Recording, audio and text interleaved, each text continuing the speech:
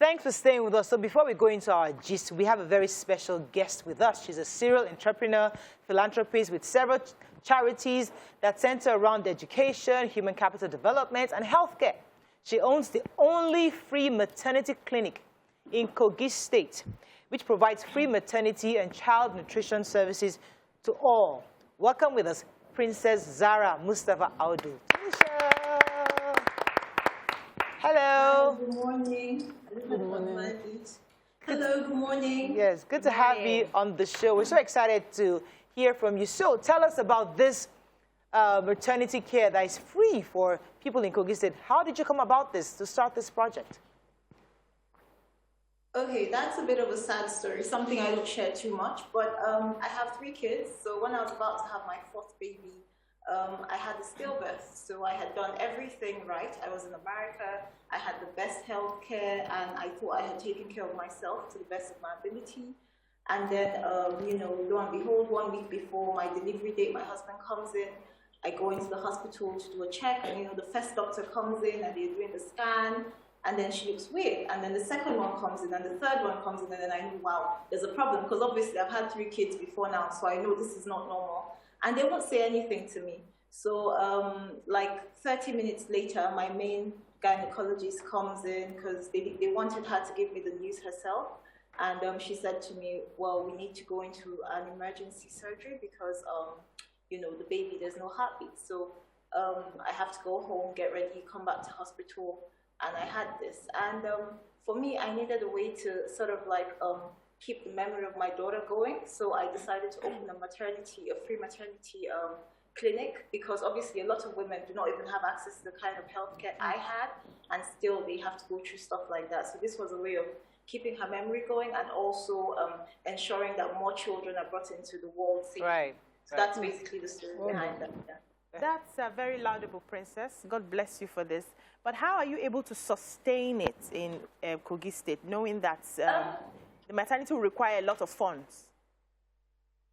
Well, the thing, funny enough, it doesn't. The thing with, because what we do, to be honest with you, we don't do cesarean and all that kind of stuff, complicated surgeries. But what we try and have like the basic functionalities, which is, you know, you have the hospital beds, the clean water, the experienced midwives, the doctor who's on standby. So those are, for more complicated cases, we have to transfer them to a bigger hospital. But what we try and do is just take care of the basic, you know, the natural beds that people have. Right. Because in the area where I put it in Ejule, most of the time, what people, the people that lose their kids, it's from like, you know, sanitation issues like poor, lack of water, you know, just like basically giving birth in an environment that's not clean, etc. So those things are pretty affordable. They're easy to actually do. You know, we pay the salary of the nurses, the midwives, and the doctor. We provide the basic stuff, like, you know, each time you give birth naturally, you need to have, you know, the brand new scissors, exactly. So those are things that are easy. Also, to be honest, because my husband actually did run for governorship previously before all of this happened. Right. There was a midwife who came in from the UK and who supported me with something similar to this, an outreach program. So I realized that it's actually affordable to do. It's just something that we haven't keyed into. Right. I mean, where pregnancy or delivery becomes complicated is when you're having a cesarean, which most people can actually have a natural delivery. It's just, you know, they don't have the best, you know, say for instance, doctors or midwives available. They don't have a clean enough environment. So that's what we put in place for them. So it's affordable, it's easy to maintain. And I've always had this thing where, well, I've always believed that we must find a way to give back regardless of what you're doing. So this has given me an opportunity to give back while I'm also keeping the memory of my daughter going, because I named the clinic after her. All right. Okay, so Princess Zara, you are the convener of the Progressive Youth Movement. Tell us about it. How did that come about? Okay, again, a lot of the things I do sort of stem from life experiences. When my husband ran for governorship in Kogi State, what we found was that, you know, basically we were novice to politics. Well, I was a novice to politics. He's a bit more experienced because he'd been politicking with his father, you know, for many years before. But we thought, you know, you do things the right way. You take your campaign to the people. You have a blueprint. You have, you know, all that stuff. You become popular. You'd have plans with the people. The people will want you, and then that's the way forward. But we came to find that it's completely different from that. Regardless of how popular you are, regardless of how much your people want you, how many laudable ideas you have, it doesn't translate to anything if you don't have the party, if you don't have a political party that's ready to back you, because we don't have independent candidacy.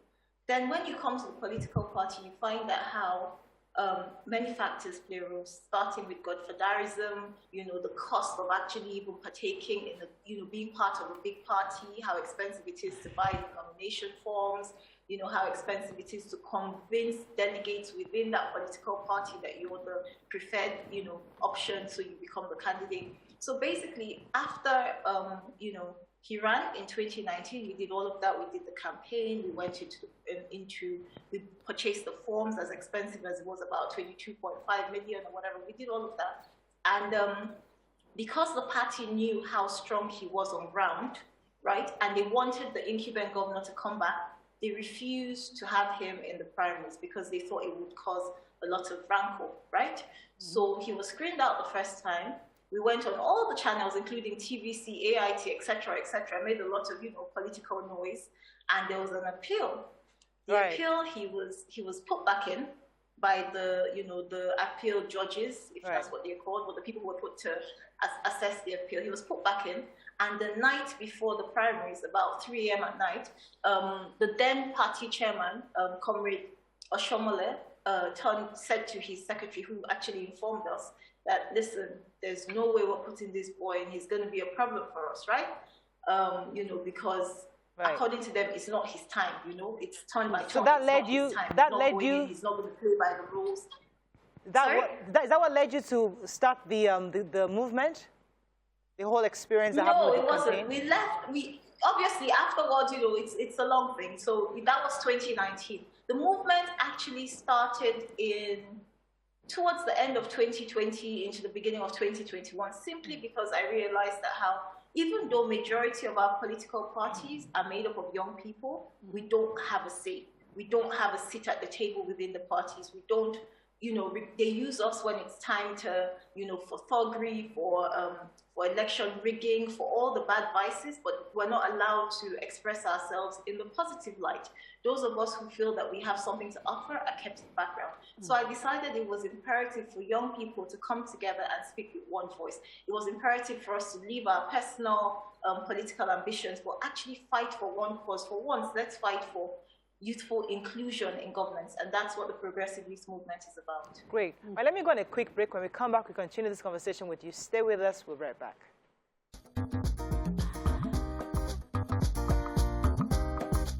Stay tuned. Your View will be right back. Thanks for staying with us. We still have with us Princess Zara Mustapha Audu, our guest. YK had a question for her. Yeah, we learned that you are a serial entrepreneur with a string of successful businesses, and you're under this is Women We Love. So we'd like you to talk about the businesses and how you inspire young women like yourself. Okay, with regards to businesses, I've done so many different things. At the moment, we do a lot of real estate. We are in the process of bringing in our first, it's actually in Lagos at the port right now, our first batch of electric vehicles, which we try to, these ones are more affordable because the average electric vehicle, which, like the one that was launched in Abuja here at the Eagle Square with the vice president, cost about, I think, 18 million. The electric vehicles we're bringing in are more affordable, better for the environment. We do a lot of real estate, again, like I said. We've done everything from hospitality, hotel businesses. But I think what happened for me, right, every idea I have, I try and explore it and see what it leads to. I'm not really afraid of failure because I know failure is a part of success. I always use the same, like the KFC story of how he tried so many businesses and finally, in his old age, he stumbled on one that turned him into, a multi-billionaire or, in dollars. So I feel that whatever it is that, I feel is a good idea enough, I try and experiment, I try and, I push, I believe that, the higher the risk, the higher the reward. So I'm a big risk taker. So I think for most entrepreneurs, you just have to have that spirit of risk taking I also try and encourage younger businesses. Like I said, because we're into real estate and we have some real estate, I try and encourage younger businesses by giving out some free rental spaces, like for a year, for 2 years, get comfortable. So I have a few tenants like that, which I've done this for a couple of years now, just to try and encourage them.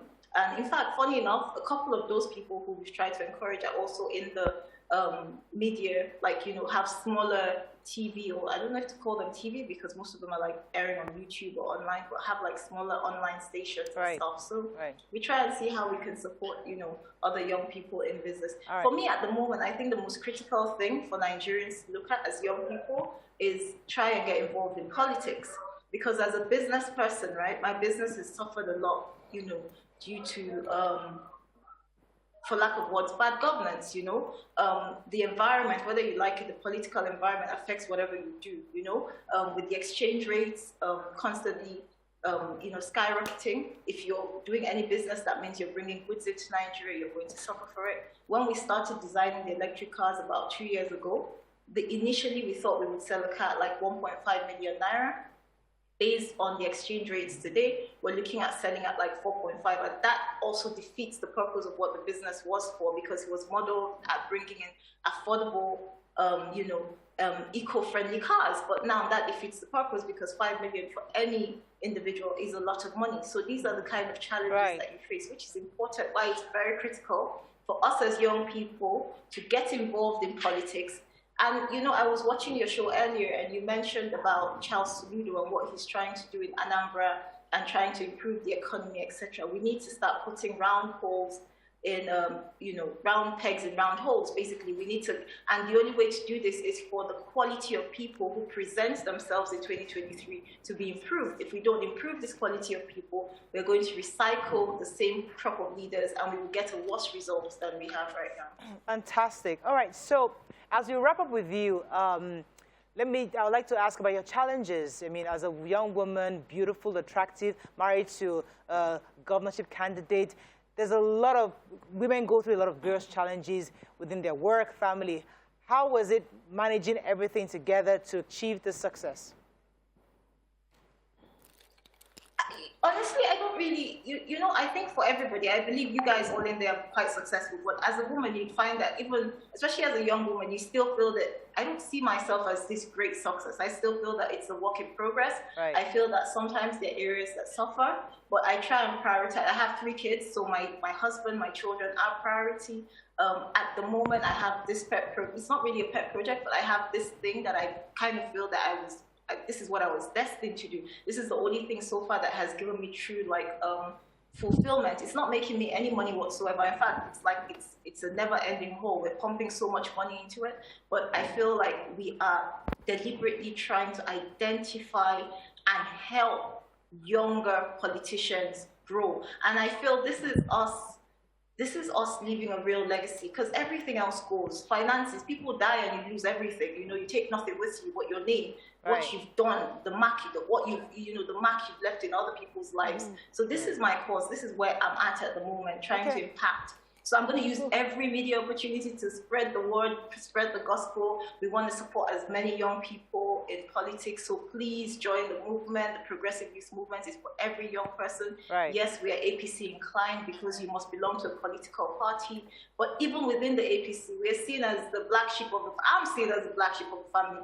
Even though in the beginning, I was probably one of the loved ones, you know, but all of a sudden, because I'm speaking up for the youth, I'm speaking up for the people, you know, people are, you know what I mean? So it's more of encouraging more young people to join us. Thank you so much, Princess Zara. It was a pleasure having you on the show. I like how you said it, APC inclined. So you're not in, but you're not. I like the way you put it. But thank you very much. You must belong to a political party. You do not have a choice. And unfortunately, what they've done to us is we only have the APC or the PDP. It's either you belong to either. And for me, I would even say, even within the PDP, I want more voices speaking up for young people. The problem is not the party. The problem is that we keep having recycled leaders. We need to be deliberate about pushing in a new crop of leaders. So I hope this message goes somewhere. So thank you so much. Would you run for office? I wanted to ask. Would you run for office? So, no, I wouldn't. You see, that's the funny thing. I wouldn't run for office because we're a family of 2. My husband's already a politician. So my job, as far as I'm concerned, that's why I said my purpose in life, I feel for now, is to help others, you know, in whatever capacity, you know. Fantastic. We have to wrap up with that. Office, but no, I won't be running for office. Thank you very much, Princess Zara Mustapha Audu. It was a pleasure having you. We like to once in a while bring in women we love, who are doing great things, who we admire, who we like what they're doing, and just bring them over just to inspire other people out there. So thank you so much. I think you've done just that this morning. We're going to go on a break. When we come back, we're on to our Thursday topics. Stay with us. We'll be right back.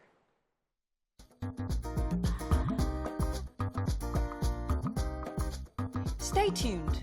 Your View will be right back.